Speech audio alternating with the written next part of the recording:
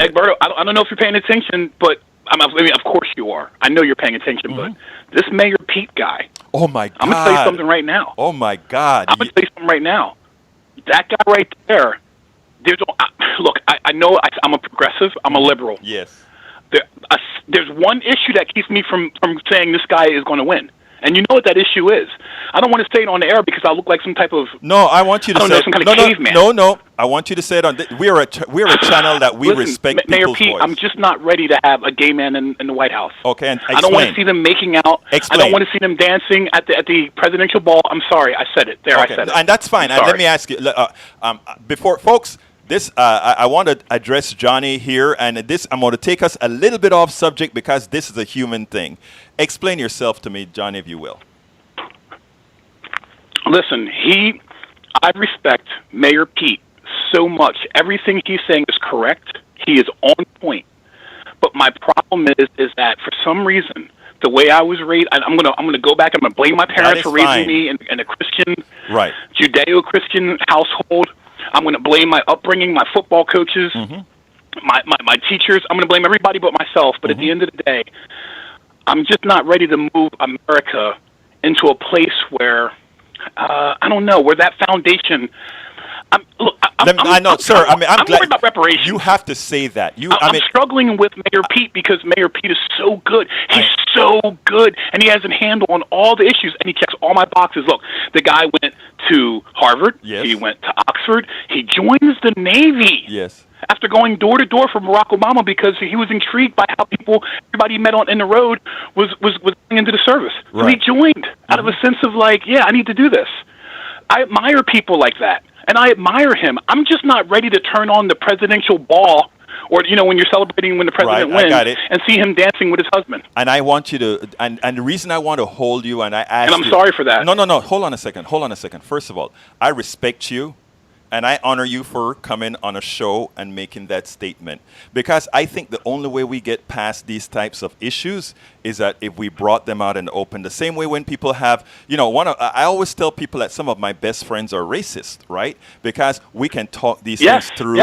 We can talk these things through. And after we talk it through, a lot of them turn out to be, they're no longer intellectual racists, but just carnal racists, meaning they have that that part of their muscles that still react, but when they allow themselves to be intellectual, they're no longer, and eventually the intellectual becomes the carnal. To you now, I'd like to talk to you. Yes. And what I'm saying, remember, replace everything that you had to say about Mayor Pete, replace that with, what's your race?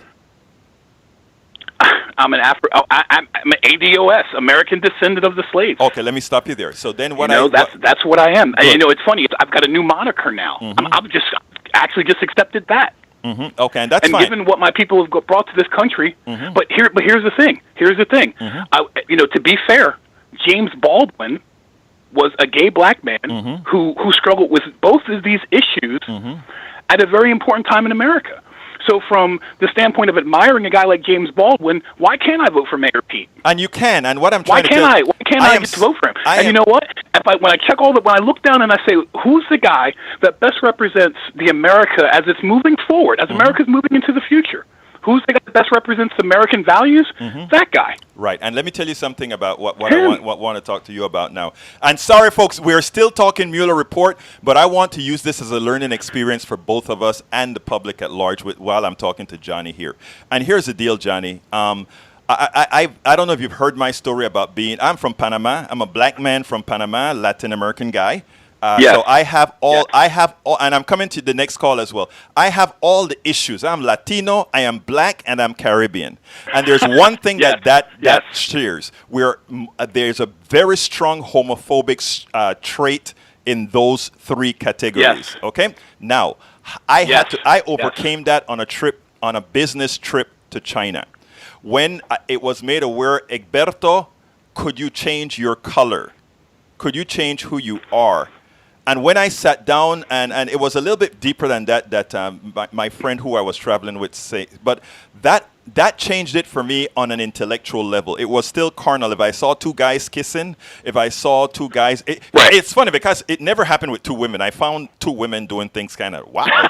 But for two men, it was always, for two men, It was always, now Agreed. I can Agreed. hug a gay person like nothing, and I can see gay folks doing their thing like heteros do their thing. And I have passed the intellectual to the carnal where I am now there. And what I'm saying is, you, brother, needs to work on that. We need to work on that, because one thing, everything that you said you are not ready for right now, absolutely everything that you said you are not ready for. We could put white people saying, we are not ready for you, Johnny, as an intelligent black man to do true. X, Y, and Z, because I'm not yet ready to see somebody of your hue doing that.